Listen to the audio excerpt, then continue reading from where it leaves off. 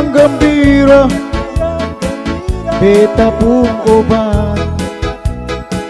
Hati yang gembira, obat yang manjur.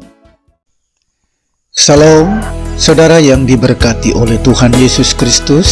Saat ini kita akan mendengarkan renungan firman Allah yang terdapat di dalam Yeremia pasal yang ke-18 ayat yang ke-6.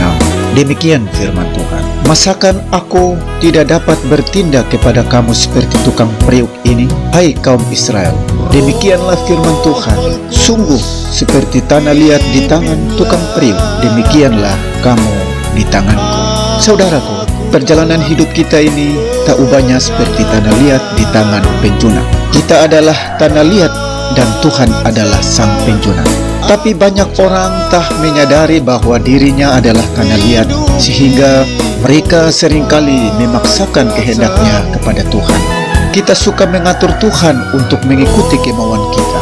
Kita tak mau tunduk kepada kehendak Tuhan. Firman Tuhan dalam Yesaya 45 ayat 9, celakalah orang yang berbantah dengan pembentuknya.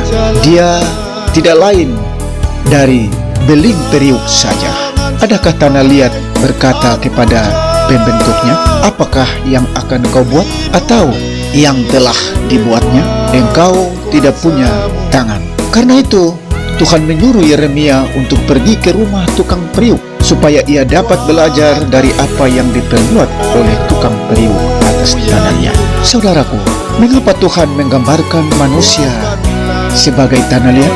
Berbicara tentang tanah liat, Tuhan hendak menegaskan kepada kita bahwa sesungguhnya kita ini lemah adanya, tak punya kekuatan apa-apa di luar Tuhan. Tanpa Tuhan turut campur tangan, kita tak mampu berbuat apa-apa.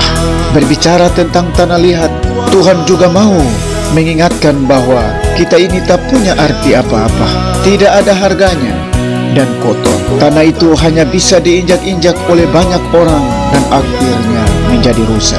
Namun ketika tanah itu berada di dalam genggaman tangan si penjunan, maka tanah akan dibentuk sedemikian rupa menurut apa yang baik pada pemandangannya, sampai akhirnya tanah yang sebelumnya tidak berharga sama sekali menjadi sesuatu yang berharga, yang tidak berarti menjadi sesuatu yang sangat berarti, seperti firman Tuhan di dalam Mazmur 113 ayat 7. Ia menegakkan orang yang hina dari dalam debu dan mengangkat orang yang miskin dari lumpur, untuk menjadi bejana yang berharga dan harga yang harus dibayar.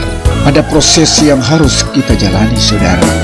Proses memang menyakitkan secara daging, dan banyak orang yang tidak tahan dalam melalui proses itu dan akhirnya gagal di tengah jalan, seperti bangsa Israel.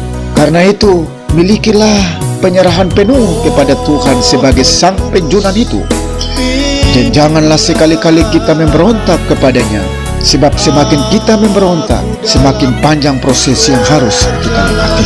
Oleh sebab itu, saudara yang dikasihi oleh Tuhan Yesus, marilah kita berserah penuh kepada sang penjunan untuk membentuk hidup kita sesuai dengan kehendaknya sendiri. Sebagai penjunan, Tuhan tahu yang terbaik untuk kita. Karena itu, tetaplah taat. Karena itu, tetaplah sungguh-sungguh berserah penuh kepada Tuhan. Inilah kebenaran firman Tuhan untuk kita saat ini. Kiranya kita diberkati dan kita semakin membawa hidup ini pada Tuhan sebagai tanah liat di tangan sang penjunan.